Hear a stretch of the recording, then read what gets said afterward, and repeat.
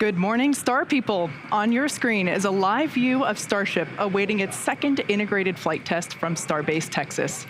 If all goes well, our Starship spacecraft and the Super Heavy booster, which we collectively call Starship, will lift off together for the second time in just 33 and a half minutes from now.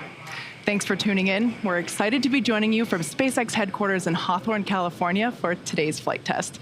Now, there's nothing quite like launch day, and especially so when it's a test flight. It just hits different. We're super excited to be here.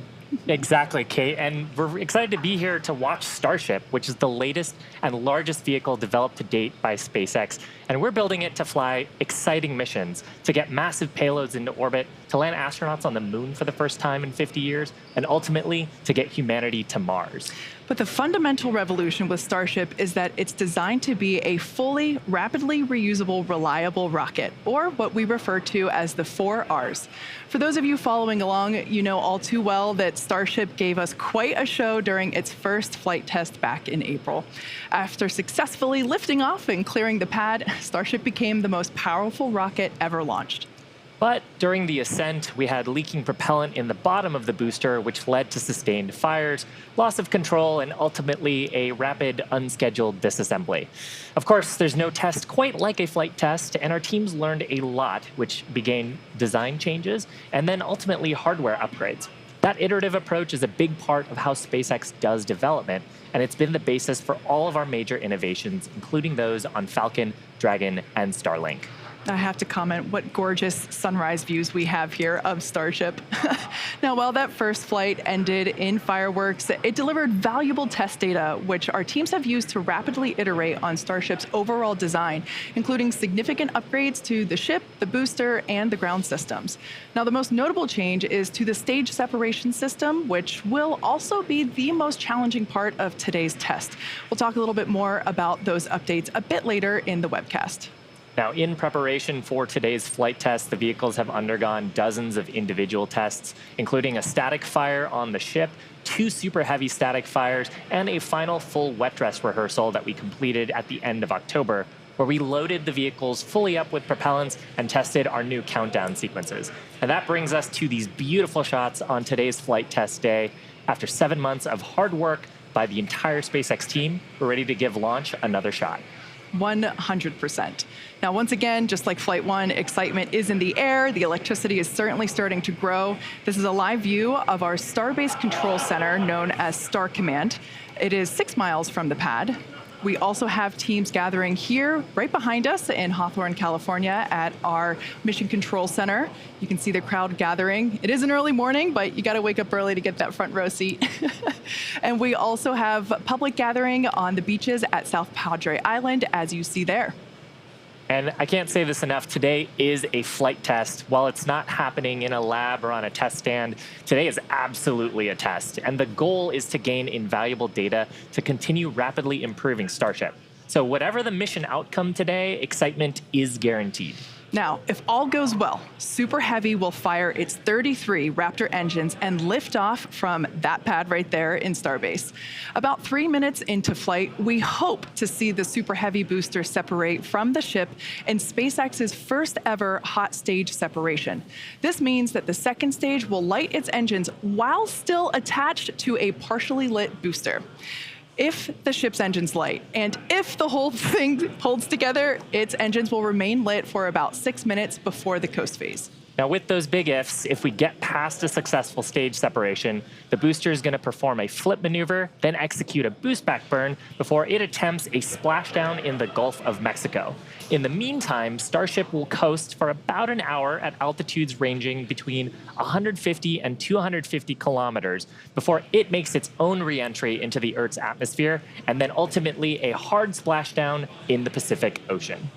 Now, again, if we get past a successful stage separation, Super Heavy will leave the ship at an altitude and trajectory just shy of orbital, meaning Starship won't have to fire its Raptor engines for a deorbit burn and will naturally come back into the atmosphere. Now, meanwhile, Super Heavy will attempt a landing burn before splashing into the Gulf. While the booster will practice a landing, we do not plan to recover any hardware from Super Heavy or the ship on this particular flight. Now, with the exception of Falcon, this really is no different than what happens to most other rockets flying today that are expended or fall into the ocean after completing their mission. Now, even though we aren't planning recovery, the telemetry and data that we receive all the way to the end of today's mission is really what we're looking for, particularly with respect to temperatures during reentry and how the heat shield performs. Much like our first test, we want to gather as much data as we can around the fully integrated vehicle in this flight-like environment. Exactly. So let's talk about some objectives for today. The primary goal for Flight 1 was to clear the pad. We did that, and we got amazing data that helped us to improve the vehicle and pad that you see right there today. This time, on Flight 2, we're hoping to get all the way through stage separation, where we will try to perform this hot staging maneuver. In the bigger picture, ascent is the most critical objective today, and everything else is learning. Like I said last time, a few times, the further we fly, the more data we can collect.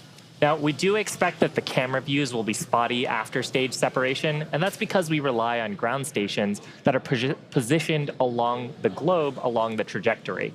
But we are experimenting with Starlink on both the booster and ship on this mission, which will be communicating with our satellites in orbit to see if we can get that data. Yeah, so if we make it past stage separation, there is a chance that we could get better live views throughout the duration of the flight test, including re-entry, where we typically have a blackout period with no communication with the vehicle whatsoever. So all that said, this is the first time that the vehicle will attempt to communicate with Starlink in orbit, so no guarantees. Now, we're at T-minus 27 minutes, so let's check in with John for an update on the countdown. How are we looking, John? Thanks, Shiva. We're currently loading propellant from the ground system into both the first and second stages, and we're on schedule for launch in just over 26 minutes from now. Now, we delayed a day getting here. Yesterday, on Friday, we had to replace a discrepant grid fin actuator on the first stage. We also replaced 2 other actuators as a precaution. The stages were remated, checked out, and everything was go for where we are right now this morning. Now, as I mentioned, we are in propellant loading. Both vehicles, the first and second stages, use the same 2 propellants. Our fuel is liquid methane at a temperature of just over 100 Kelvin, or about 272 degrees below 0 Fahrenheit. This is a different fuel from Falcon 9, where we use the RP1 kerosene. But our oxidizer is liquid oxygen, the same as Falcon 9.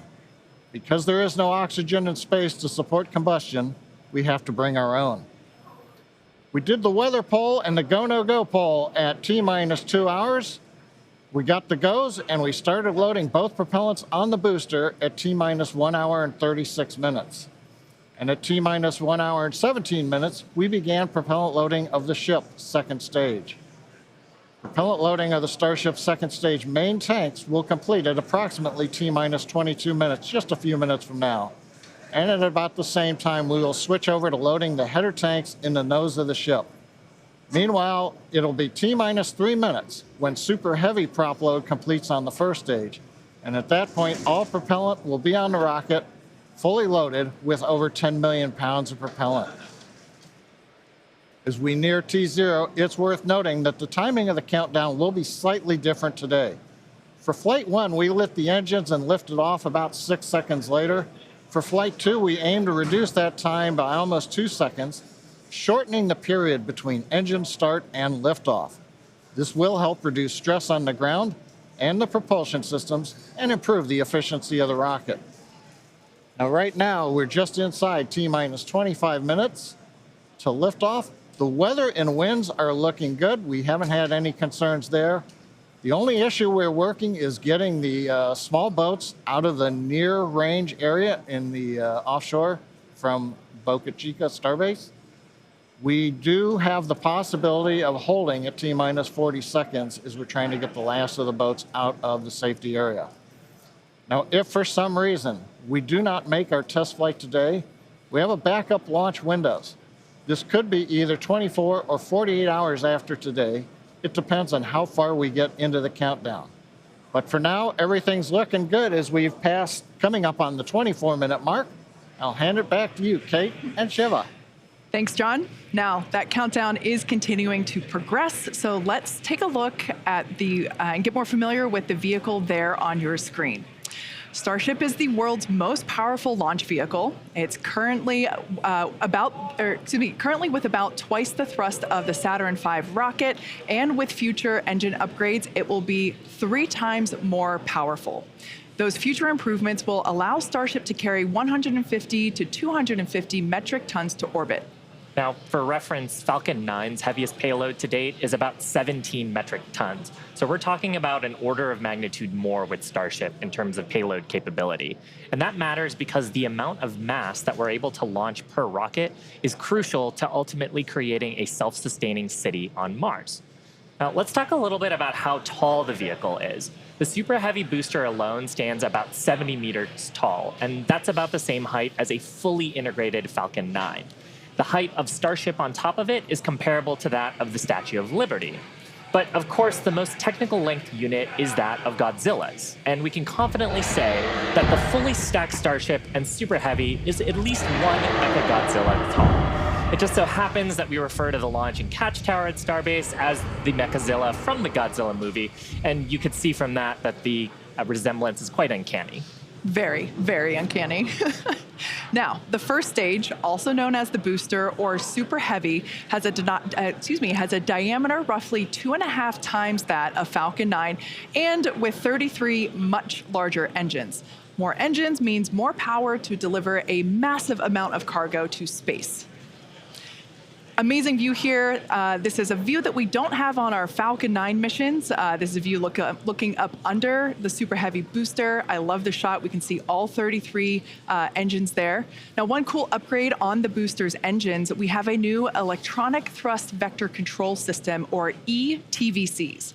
We previously used the hydraulic system to control the positioning of the Raptor engines, meaning we tilted them in flight using pressurized fluid. Now, hydraulics are complex, and because they're fluid-based, they have the potential to leak. Not good. So, switching to an electronic system means fewer potential points of failure. Also, we now carry less mass on the vehicle because we don't need to carry hydraulic fluids anymore. So, good news all around. Now, the electric system has lots of benefits on its own. It only takes 30 minutes to activate for flight. It doesn't consume resources when inactive, and they allow for regenerative charging like a Tesla battery. Yeah, all great things when you're trying to rapidly reuse a vehicle. Now, moving up, Starship is designed for vertical takeoff and landing on any hard surface. That's opposed to taking off and landing on a runway like aircraft do. And that's important because there are no runways on the Moon and Mars. The ship features 6 Raptor engines, 3 of which are sea level, and 3 of which are vacuum engines with an expanded nozzle, which makes them optimized to operate in the vacuum of space. The ship, at the top of the ship is featured with 4 flaps as well. This is a shot actually of the top of the booster where we can see the hot stage portion and the 4 grid fins. Now, those flaps on the ship portion help aerodynamically control the vehicle's attitude during atmospheric reentry and flight, and will enable us to do precise landings. The body of Starship is also wrapped in a heat shield that's made up of 18,000 hexagonal ceramic tiles. You can see them wrapping around the top of the nose here and here in this shot of the flaps. Now, those tiles are designed to insulate the vehicle during atmospheric entry, where the temperatures can get as high as 1,500 degrees Celsius. And one of our test objectives today is to verify how those systems perform during reentry. Yeah, now as Shiva mentioned, there between the ship and the booster, basically the top of the booster, between those 2 stages, that's our new hot stage, critical for our new separation technique. As we talked about earlier, we are constantly learning and upgrading the vehicle after we test. Now, this is a pretty exciting first for our team, as hot staging has never before been used as part of a reusable space transportation system, let alone on a rocket with the size and power of Starship. Hot staging is a significant change from Flight 1, and we're really hoping to gather data on it during this highly dynamic phase of flight, and that is, once again, assuming that we even make it that far. Now, of course, let's take a closer look at what we expect hot staging to look like. Now, it occurs at about liftoff plus 2.5 minutes. At that point, the booster will shut down most of its 33 engines, leaving just 3 running, and the ship will ignite all 6 of its engines. clamps will release, and then the ship will thrust away from the booster. Now, this is the first in-flight test of the heat shield on the top of the booster and the bottom of the ship, and of course, the first in-flight test of hot staging, and we're hoping to gather a ton of data on it today. Yeah. Now, stage separation by hot staging is somewhat uncommon in spaceflight, but it has been done before. However, today will mark the first time that a reusable space transportation system is attempting it. The Titan program did hot staging quite successfully in the early 1960s, but they were not concerned with reuse, so there was no issue when the Titan first stage took considerable damage upon ignition of the second stage engine. Now today, there is a good chance that our booster will also incur some damage from the second stage engines, but we need to test it out, see if the system can tolerate it, and collect data to learn how to do hot staging better next time, because ultimately, when successful, it could increase Starship's payload to orbit capacity by 10%. So more payload and more people to Mars. Hot staging also helps us maximize the vehicle's performance by leaving those three first stage engines on, so gravity can't rob us of precious velocity, or at least not as much of it. Hot staging also helps to ensure the ship's liquid propellants are at the bottom of the prop tanks, which is where we need that propellant to be in order to quickly light the ship's engines. Another reason to do hot staging, it reduces the risk at stage separation by moving to a passive stage system, deleting parts and simplifying, meaning physics is going to be doing most of the work instead of mechanical parts that would otherwise be pushing the two stages away from each other. That's a great summary, Kate. And of course, this required design changes from Flight 1. The most notable of which is the interstage here. So on Flight 1, that interstage was completely enclosed. But for hot staging, the interstage portion between the booster and the ship is going to see dramatic increases in pressure and temperature.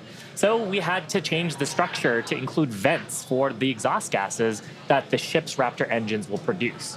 Now, the three center engines on the ship actually gimbal, they rotate, and we're going to be gimbaling them outwards to reduce the forces that are being directly imparted on the booster and maximize the exhaust gas that's going through those vents. We've also beefed up the ship's base heat shield to withstand the higher temperatures and pressures. And for today's test, like really getting through hot staging would be a major milestone. There are some risks associated with this test, but of course, the ship and booster are going to be pretty far out over the ocean in the safety zone and far away from people. Yeah, regardless of what happens, it's going to be super exciting to watch. Now, in addition to the first and second stages of the vehicle, Starship has a third stage that we call Stage 0. This consists of the launch mount, the tower, and the tank farm, all of which you can see there on your screen, as well as the pad infrastructure built around the rocket. Fun fact, it's the Guinness Book of World Records holder for the largest launch tower in the world. What a beautiful drone shot that we have here. Also important part of the system, but less visible right now, especially because of the fog, is our new water-cooled steel flame deflector, and that's certainly a new upgrade for this flight. Yeah, on Flight 1, the Starship's launch pad was damaged pretty significantly during liftoff as those super heavy Raptor engines fired their full thrust into the foundation for more than 12 seconds. So now we have a new high-pressure, water-cooled steel flame deflector system that we developed and installed between the flights, and there you can see the video of it dispensing 260,000 gallons of water. And that's designed to dissipate those loads from the Raptor engines and support rapid turnaround of the launch pad with minimal refurbishment between flights. Part of a rapidly reusable launch system also means the pad infrastructure. Yeah. We performed multiple standalone tests and have used this new system for both the Flight 2 booster static fire tests. And we've also reinforced the pad pretty significantly from Flight 1. Yes. Now, also part of Stage 0, we mentioned before, the launch mount. Kind of hard to see there, but it's what the booster is connected to. Oh, here we can see basically the legs of the launch mount. This is what holds Starship and all of its mass. It holds Starship during ignition, right there at the Super Heavy booster. This is what houses all of the equipment needed to fuel the Super Heavy booster and condition it for flight, as well as all of those electrical, communication, and data connections between the ground and Starship. Bottom line is, it's an important part of how we talk to Starship on the ground and understand that it's really ready to fly.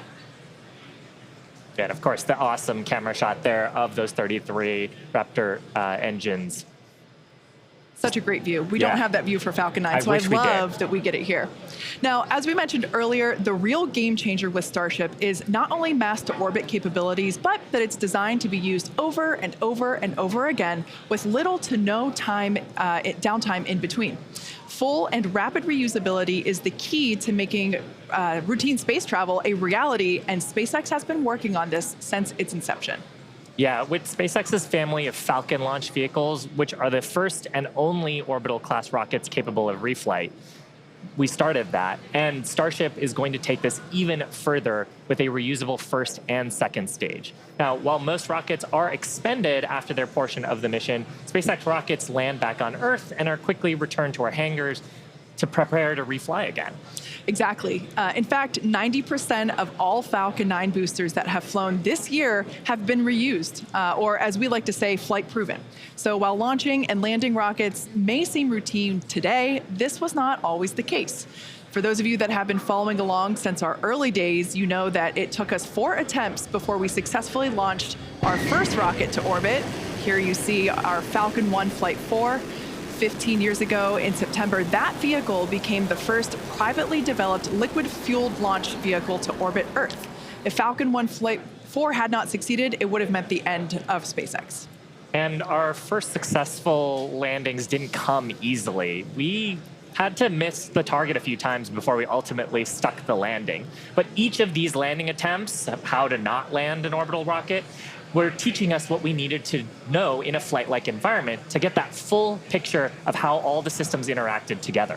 Oh man, yeah, this is me trying to not get goosebumps watching this first drone ship landing. I hosted that webcast, and it was so exciting to see that iterative development approach that we took finally paid off after so many attempts of failing. Now that failure is expected to help improve future designs of our vehicles and systems. So fast forward to present day, we've landed F9 boosters over 245 times since our first reflight of an orbital class booster 6 years ago. Yeah, and it really comes down to our design philosophy. If you're not failing in some way, then there's room to learn and push the design to improve. And failure doesn't just mean blowing up a rocket. It might be not being as efficient as we want to be or producing slower than we want to. So that approach has been the basis of how we've made all of our major innovative advancements.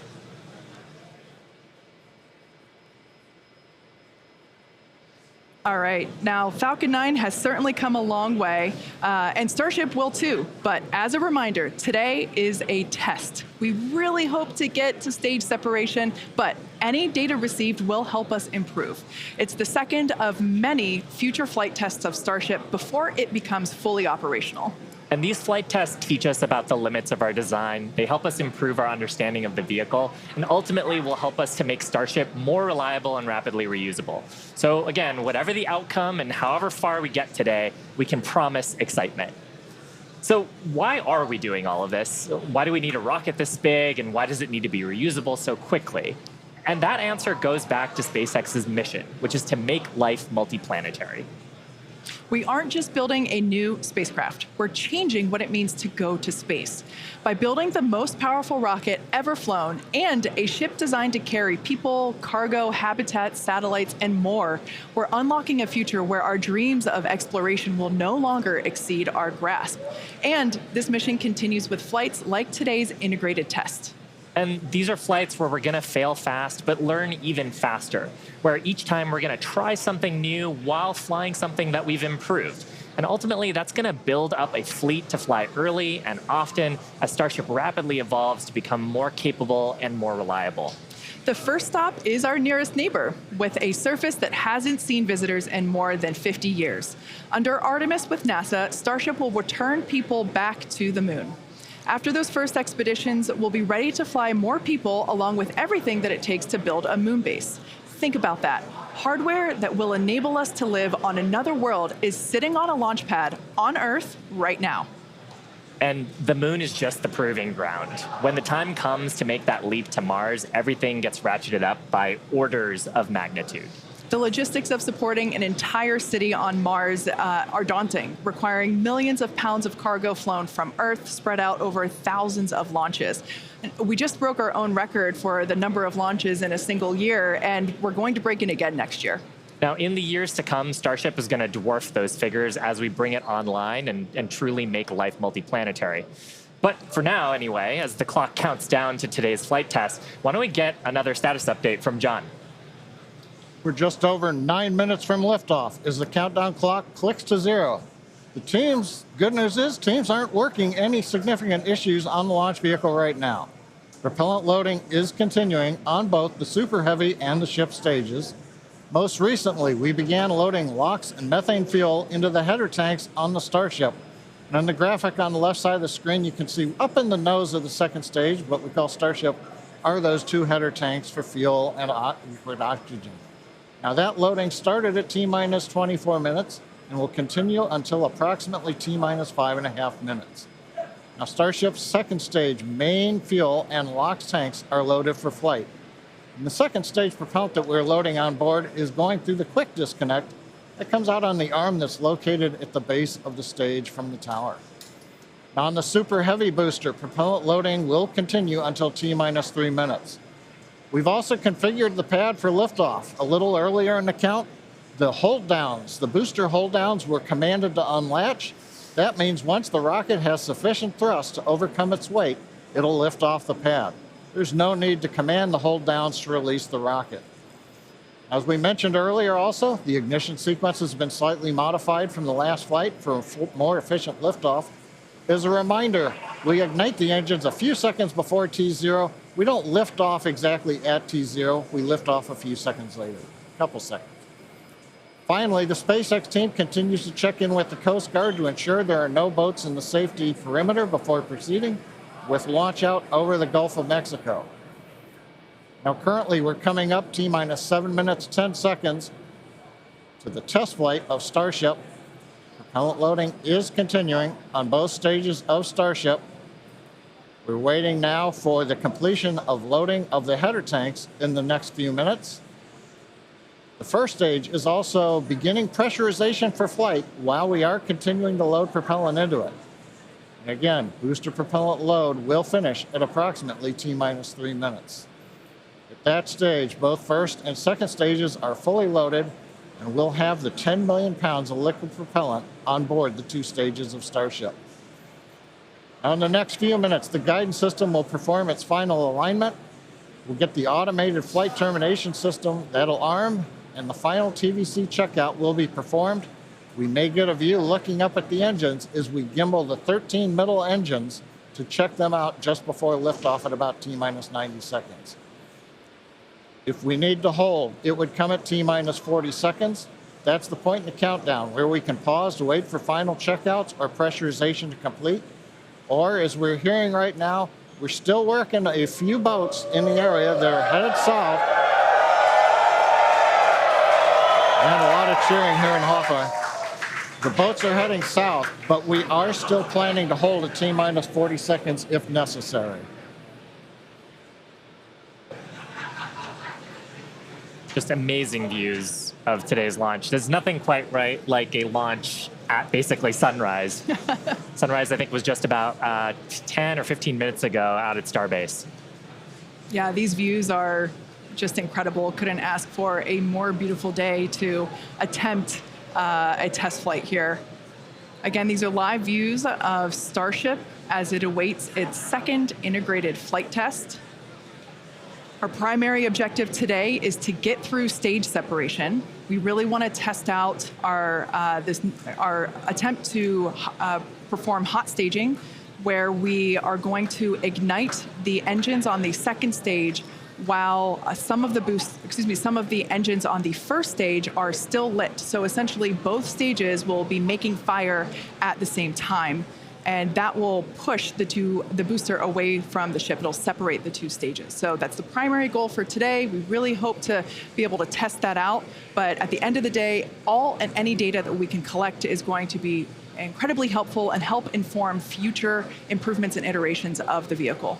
Yeah, Kate, there are other objectives for today too, assuming we get farther than stage separation. There's goals to test out how reentry goes on the ship portion. If the booster survives stage separation, then it's going to try a boost back burn and hopefully a soft landing as a sort of dress rehearsal for what it would look like on land.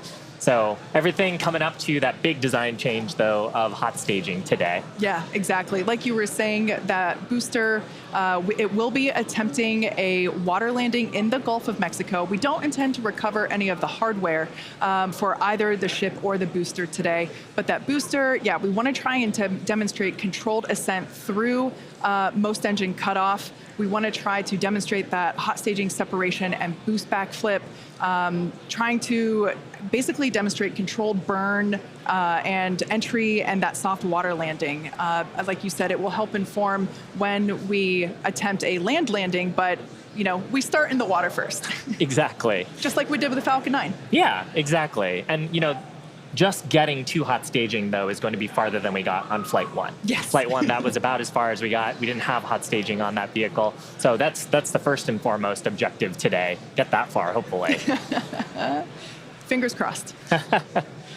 Now, one thing that's a little cool about Starship, and it's different from Falcon 9, is we can actually hold a little bit longer if we needed to than we can on Falcon 9 missions. Once we get to T-minus 40 seconds, and if we did have a hold, depending on the reason for the hold, we can hold for up to 30 minutes. And today, actually, our entire launch window is about 20 minutes, so the hold duration would cover most of our launch window. Yeah. And that's different from Falcon. Yeah, absolutely. With Falcon, we have to go exactly at T0. That 40-second hold is super helpful. If we need to, for example, we need more time to pressurize the COPVs for flight levels. Perhaps fuel. If the engineers just need to look at some of the data, see how engines are performing, or the avionics. Exactly. Those checkouts, being able to have the opportunity to top off the fuel or LOX if it's not fully loaded. And, we might want to just take a few more minutes for that. So that T-minus 40-second hold can be really helpful. But we don't have that option on Falcon. So it's a little bit different here. We're just inside T-minus 2 minutes and counting. The good news right now we're hearing it doesn't look like we're going to need to hold a T-minus 40 second as the boats are clearing out of the way. Next event coming up, TVC wiggles as we move the center engines on the first stage. You can see maybe just a little bit there. 90 seconds, wiggles are underway as we're checking out the first stage.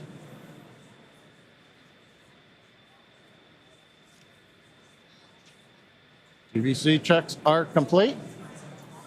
Next major event we're going to hear, hopefully, is the flight director go for launch at T-minus 30 seconds.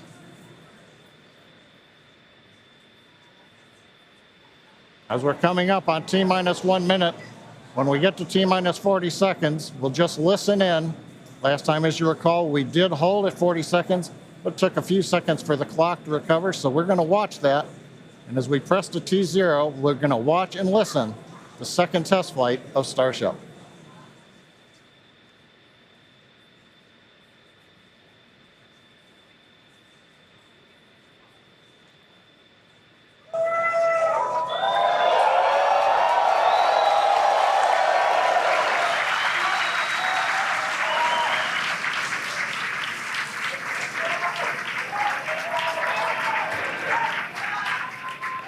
T-minus 30 seconds. Back to rapid recycle.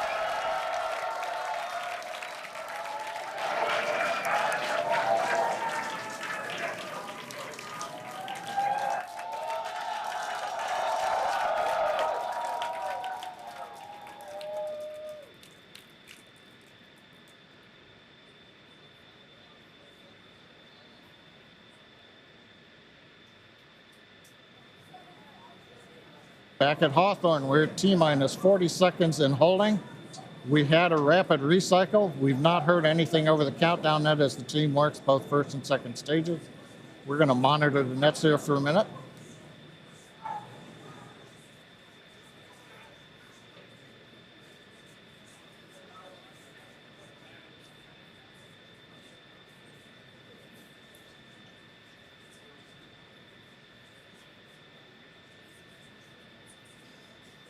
Got a little bit of an update.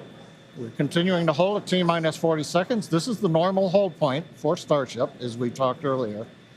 Sounds like we're working just late pressurization on, I believe, the second stage. Team is working it. All the other systems are on hold right now at 40 seconds. We can hold here for about 15 minutes or so before we would run out of window for this morning.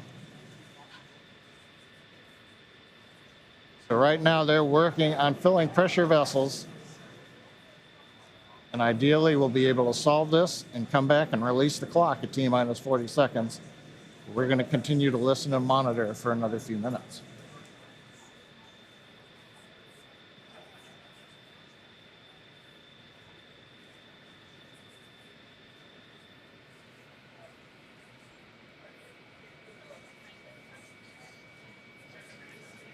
And it's worth mentioning here that don't go away. We are holding at T-minus 40 seconds, but once the teams have resolved and see the data that they want to see, the clock can restart straight away, and it'll start ticking down from T-minus 40 again, all towards liftoff. Yeah, exactly. Now, while we do have the ability to hold for up to 30 minutes, we only have a 20-minute launch window, so don't go away, don't change the channel. And just like Shiva said, we can restart that clock, and there it is. And there it goes. Clock is rolling. T-minus 30 seconds.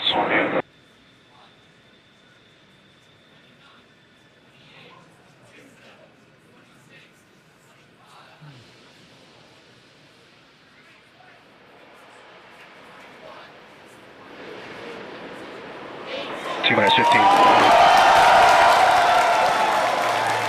10, 9, 8, 7, 6, 5, 4, 3, 2, 1.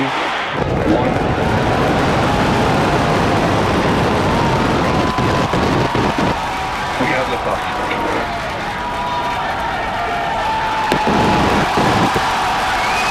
Vehicle pitching downrange.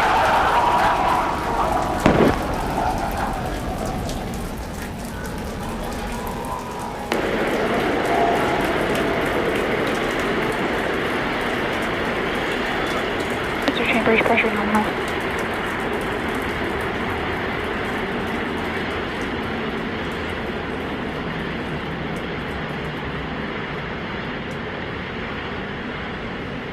We are T-plus 40 seconds into the flight of Starship. 33 Raptor engines powering the first stage. Power and telemetry nominal. We've heard power and telemetry nominal call out. We're heading downrange over the Gulf of Mexico.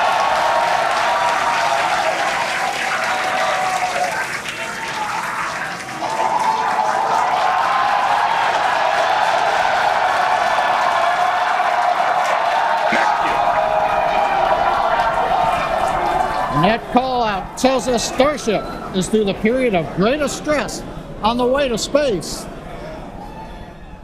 Now the next major event is hot staging in just over 90 seconds from now.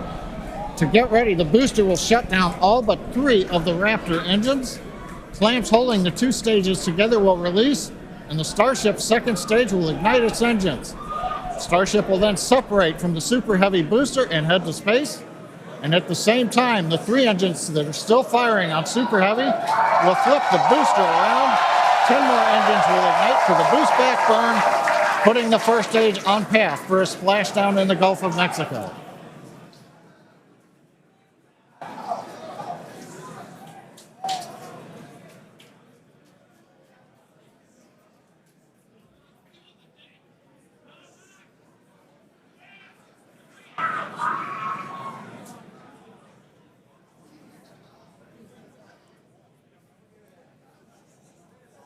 Engine power continues to look nominal on 33 Raptor engines. We're about to shut down the first stage and perform staging. Let's watch and listen.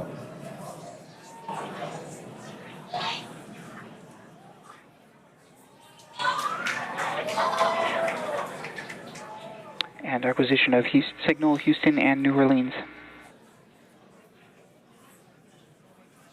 Booster engine cut off.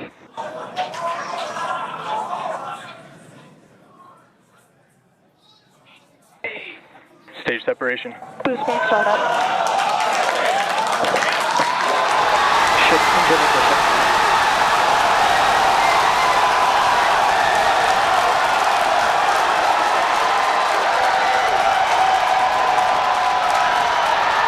You're hearing the cheering. The first ever successful hot stage for SpaceX's Starship. Incredible views of our Super Heavy booster.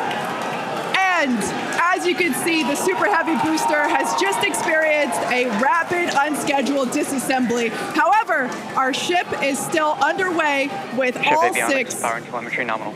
And we just heard there, ship avionics, power and telemetry nominal. All 6 engines are lit, as you can see from the GUI there at the bottom right-hand side of your screen. Now, we did know that the that hot staging was going to be incredibly dynamic. We knew that there was a chance that the booster would not survive, but we're going to take that data and figure out how we can make the booster better for the next hot stage. Yeah, that hot staging put a lot of load on the top of the booster, and of course it flipped around there, a lot of dynamic stuff happening. But ship is still going strong. And it's doing great. Right now, the ship, the second stage, is on its way. Like we said, you can see all 6 of its engines are ignited. The next major milestone for the ship will be the shutdown of those engines, or SECO, second engine cutoff, which if you follow our Falcon 9 launches, familiar terminology there. So far, today has been incredibly successful, even with the RUD of the Super Heavy booster. This is amazing. Primary objective of the booster today, to get to hot staging, to get ship on its way to orbit. It did that admirably. Yeah, we definitely asked. Starship trajectory nominal. All right, great news there. That trajectory for ship is Acquisition of nominal. signal, Cape Canaveral. Once again, Starship's second stage is firing those engines. And as you just heard, everything's looking good. Now, for the ship, we wanted it to survive hot staging, which, as you can see there by that little dot on your screen, it did. We also want to basically demonstrate that the successful startup of those engines, demonstrating controlled ascent, which is what it's doing right now, and eventually orbital insertion. We are hoping to basically send this around the Earth, and if it makes it this far, splash down in the Pacific Ocean, a couple hundred miles north of Hawaii. Now, if we get that far, like all of that sounds great. Secondary objectives for ship, again, continuing to gather engine data and about its health, performance. Nominal ship chamber pressures. Great news there. That tells us that the chamber pressures inside of the Starship, again, that's that small dot on your screen, basically the propellant pressures in the ship are looking good. Yeah, the bottom right corner of your screen, you can see essentially a user interface showing us which engines are lit. So the 3 center sea level Raptor engines on ship are gimbaling engines. The 3 outer engines in the triangle, the larger ones, are Raptor vacuum engines. All of them continuing to fire nominally. So they're at the pressures that we expect to try to get into our target trajectory today. Yeah. And we're not targeting orbit today. We're targeting almost orbit today. That's very intentional as part of the mission design. The goal is to get to a thrust profile similar to what we would need for orbit, but also And to get to the expected energy signal, levels Houston. that the ship would need to dissipate for re-entry. And so we're actually going in a suborbital trajectory today, but that trajectory will get us to the energy levels that we need at re-entry, where we can really stress that heat shield and get valuable data on re-entry. And those calls that we are still on a nominal trajectory here and seeing nominal pressures means that we have a really good shot of hitting our target orbit. Yeah. Now, if the booster had survived, we would be around the time where it would be getting ready to land, performing its re-entry, but it unfortunately did not survive. That being said, that's okay. It survived several Terminal seconds after hot staging. So we're going to take that data and improve the hot staging sequence and probably improve the hardware itself for the next flight.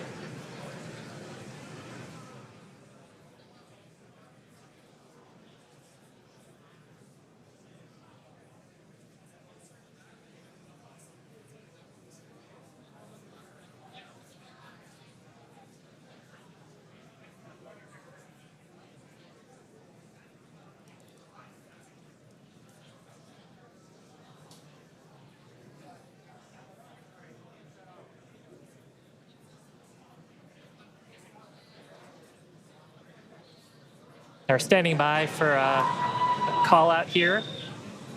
Coming up on the projected time that ship would shut down its engines. As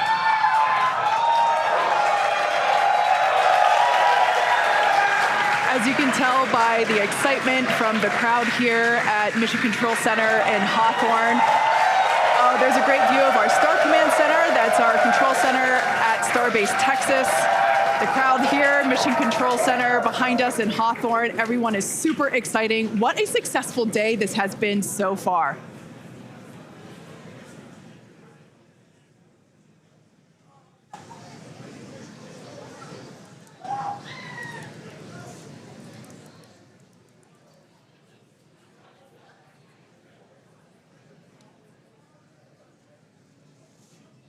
And I mean, up to this point, major successful milestones through hot staging, which was the big objective today.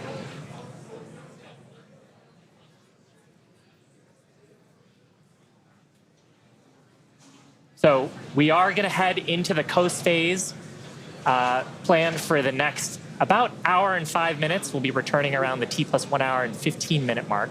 And that's while we're waiting for Starship to continue on to its next step for reentry. We're not totally sure what video we're going to get, and that video comes normally by overflying ground stations, but we don't have a ton along our flight path. So fingers crossed that we will get some via Starlink on this mission since we're testing that out.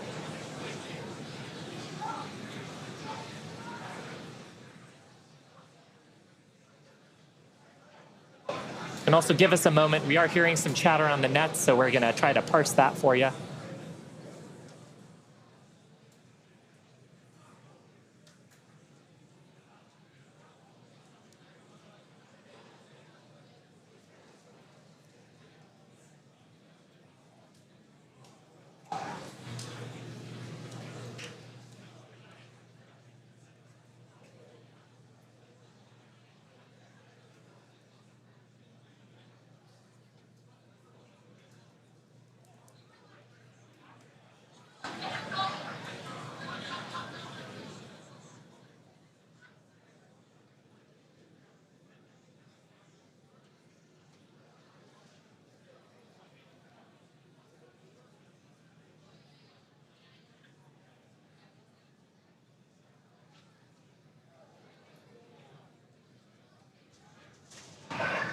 John Innsbrucker back here in Hawthorne at our webcast desk.